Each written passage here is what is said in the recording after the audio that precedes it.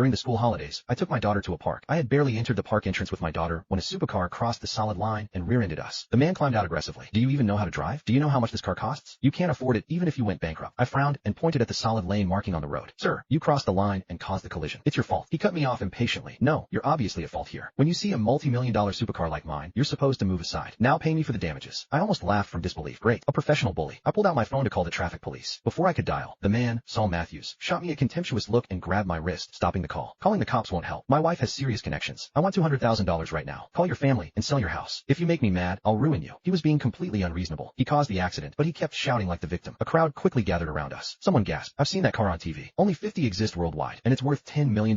That's a real billionaire's ride. Another person shook his head. That guy driving the cheap electric car is finished. He'll lose everything paying for this. Someone else sighed sympathetically. People who can afford cars like that have unimaginable power. Even if they're wrong, they can twist it however they want. The praise only inflated Saul's ego further. You hear that? He said smugly. Be smart. Right now, it's only $200,000. If you drag this on, I suddenly interrupted him. Is this car yours? The moment I saw it, something felt off. Then, realization hit me. This was my mother's gift to me the year I became chairman of Milton Group. The last 4 digits of the license plate were my birthday. My wife, Hazel Bishop, had told me the engine failed and that she sent it to the dealership. We owned too many cars, most rarely driven, which was why I hadn't recognized it immediately. I had taken the electric car today just to stay low-key. Saul's expression darkened. What are you implying? My wife gave it to me. Of course, it's mine. He then seemed to remember something, and his face lit up with exaggerated pride. My wife is a big shot. She runs Milton Group, the biggest corporation in Harborview. You can't afford to offend her. My eyes narrowed. Milton Group. He lifted his chin arrogantly. Scared now? Call your family and pay up. Otherwise, I'll make sure you end up behind bars. At first, I thought I had misunderstood. Maybe the dealership staff had taken the car out without permission, but now it was obvious. Hazel was cheating. Seeing me stay silent, Saul assumed I was intimidated and sneered again. I'm telling you, my wife is almost here. If you ruin our family outing today, she'll blacklist you from every industry. Doesn't matter what job you have. I let out a cold snort. You've got a big mouth. An older woman from the crowd stepped forward kindly. Young man, ordinary people like us can't fight families like that. Just chalk it up to bad luck, apologize, and see if he'll accept less money. A faint, icy smile formed on my lips. Someone will be paying compensation today and lose everything doing that, I said calmly. But it won't be me. After all, stealing a $10 million supercar carried a pretty serious sentence. The woman sighed and shook her head. I tried to warn you, but you won't listen. Everyone in Harborview knows what Milton Group represents. Another bystander mocked me. So naive. Do you seriously think the world is fair? That pride of yours is going to come back and bite you. Saul finally lost his patience, rage flashing across his face. You idiot. Guess we'll do this the hard way. Just wait until my wife gets here. You're finished. I lowered my gaze slightly, hiding the murderous intent rising inside me. She's coming, huh? Perfect. I wanted to ask Hazel myself why she would throw away a perfectly good life just to walk straight into disaster. Chapter 2. While Saul and I were still arguing, shouting suddenly erupted from inside my car. A 9-year-old boy darted out and ran to Saul, holding up a pendant in his hand. A second later, my daughter, Karis Baldwin, climbed out of the car. Her hair was a mess, her eyes red and swollen. She looked like she was trying not to cry. Daddy. He started digging through our car as soon as he got in. He stole our family photo pendant. Before I could respond, Saul exploded. So that's it. No wonder you showed up here today. You hit my car and act fearless because you're trying to steal my wife. He clutched the pendant in one hand and swung his fist at my face with the other. I blocked him easily, my voice going cold. You know exactly who the outsider is. He bared his teeth and lunged again, but I locked him down without much effort. I didn't spend decades in a boxing gym for nothing. With a quick shift of weight, I sent him stumbling. He hit the ground, then instantly changed his tone. Everyone, come look. Is this what the world's come to? First, he crashes into my car, and now, he's trying to steal my wife in broad daylight. The louder he shouted, the bigger the crowd grew. People started pointing at Karis and me. I felt bad for him earlier. Thought he was getting bullied by a rich guy. Turns out he's the one with bad intentions. How disgusting. And he's got a kid watching him act like this. I pulled Karis into my arms, pressing her face against my chest so she wouldn't hear any more of it. My heart pounded hard enough to hurt. This was unbelievable. I took out my phone and showed the crowd our marriage certificate and wedding photos. Take a good look. I'm Hazel Bishop's legal husband. He's the one interfering in our marriage. And Hazel's not innocent either. Someone leaned closer. That's her. I've seen her on the business channel. She's the general manager of Milton Group. Did we get this wrong? The crowd's attention shifted back to Saul, this time with doubt. A flash of something ugly crossed his eyes. He pulled out his own phone. Don't be fooled. He obviously photoshopped those. My wife and I just celebrated our 10th anniversary. I've got a video of it. The clip played. He and Hazel were on a beach, holding hands, kissing, and feeding each other food. The photos were so intimate and brazen that the people around us actually flushed. My head rang. A month ago, when my mother was dying, Hazel told me she had a major overseas deal she couldn't miss. I begged her to stay, but she left anyway. I clenched my fists so tightly that my nails cut into my palm. So that was it. She had left me to be with him. The fury of betrayal surged through me, raging out of control. The crowd flipped instantly. He's right. Photos can be fake. Video doesn't lie. I bet that marriage certificate is Photoshop. He probably knew Ms. Bishop would be here today and planned the whole thing. Saul's son, Alex Matthews, bent down, grabbed a rock, and hurled it at us. Stay away from my mom. Stop stealing her. And don't mess with my dad, or I'll kill you. I scooped Karis up and dodged. When I looked up, I caught Saul's eye. He wasn't scared. He was smug. He even flipped the bird at me subtly. I laughed, not because it was funny, but because something inside me had snapped into place. I wasn't going to stand there and argue anymore. I moved fast. I buckled Karis into the car, shut the door, and started the engine. The roar cut through the noise. Then, I hit the gas and drove straight towards Saul and Alex. The crowd gasped. What the hell?